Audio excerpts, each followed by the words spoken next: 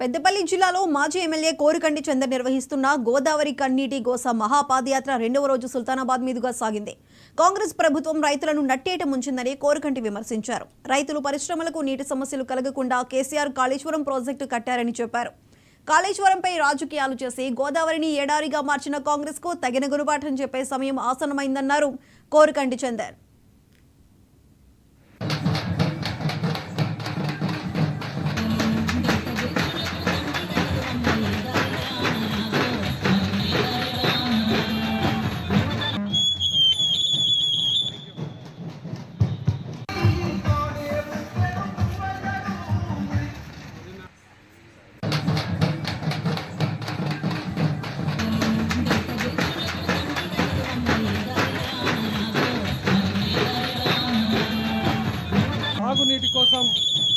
తాగునీటి కోసం పరిశ్రమల కోసం నీళ్లకు ఎక్కడ ఇబ్బంది ఉండొద్దని మిషన్ కాకతీయ నుంచి మొదలుకొంటే కాళేశ్వరం ప్రాజెక్టు నిర్మాణం వరకు ప్రతి ఎకరానికి నీళ్ళందించేటువంటి విధంగా ప్రతి ఇంటికి మిషన్ భగీరథ ద్వారా నీళ్ళందించేటువంటి విధంగా దశాబ్ది కాలంలో అభివృద్ధి పదంలో ఈ యొక్క తెలంగాణ ప్రాంతాన్ని భారతదేశంలో అగ్ర రాష్ట్రంగా తీర్చిదిద్దడం కోసం కృషి చేస్తున్నటువంటి క్రమంలో ఈ ప్రాంతంలో ఉన్నటువంటి ప్రజలందరూ కూడా సుఖ సంతోషాలతోని పచ్చదనంతోని పంటలన్నీ కూడా విరిసిల్లుతున్నటువంటి సందర్భంలో కాంగ్రెస్ పార్టీకి సంబంధించినటువంటి నాయకులు ఎన్నికల సందర్భంలో అనేక అబద్ధపు ప్రచారాలు చేసి ఎన్నికలలో మోసపూరితమైనటువంటి మాటలతోని ప్రజలను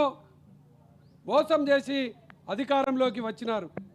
ఎన్నికల సమయంలో కాళేశ్వరం ప్రాజెక్టుకు సంబంధించి అది కూలింది అని చెప్పేసి ఒక అబద్ధపు ప్రచారం చేసినారు. సాగునీటి కోసం